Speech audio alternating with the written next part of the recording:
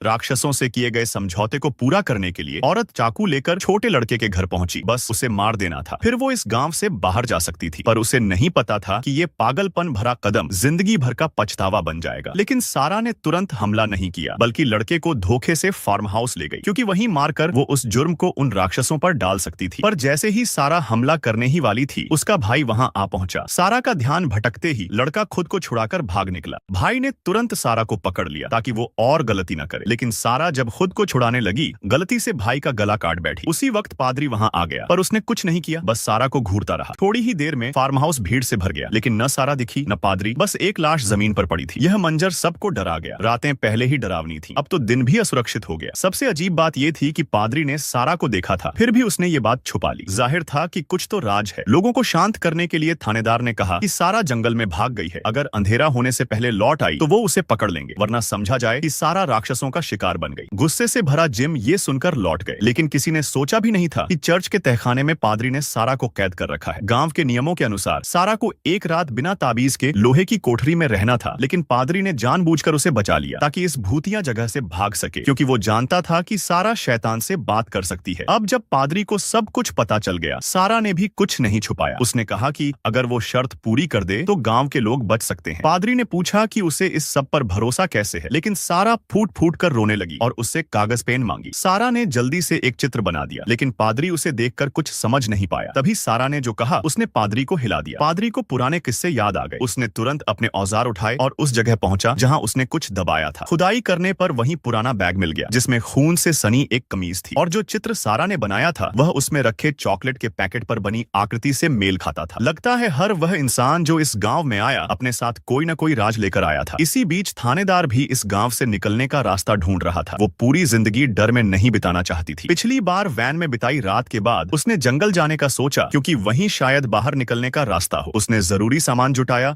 और जंगल की ओर निकलने की तैयारी की। आखिर जिन पत्थरों से राक्षस दूर रहते थे वो भी उसे जंगल से ही मिले। जाने से पहले उसने डिप्टी से कहा कि वो उसकी जगह संभाले, लेकिन डिप्टी ने मना कर दिया, क्योंकि थानेदार ही सबका सहारा था। मजबूरी में थानेदार ने अपना एक राज बताया। उसे एक बीमारी हो गया है, हाथ पैर कांपने लगे हैं और जल्द ही वो बीमार पड़ जाएगा, फिर किसी की रक्षा नहीं कर पाएगा। इसलिए वो चाहता था कि जब तक समय है वो सबको इस जगह से बाहर निकालने का कोई तरीका ढूंढ ले। उसे ये नहीं पता था कि उसी समय इस डरावने गांव में एक नया आदमी आया है और शायद उसी के आने से सब कुछ बदलने वाला है।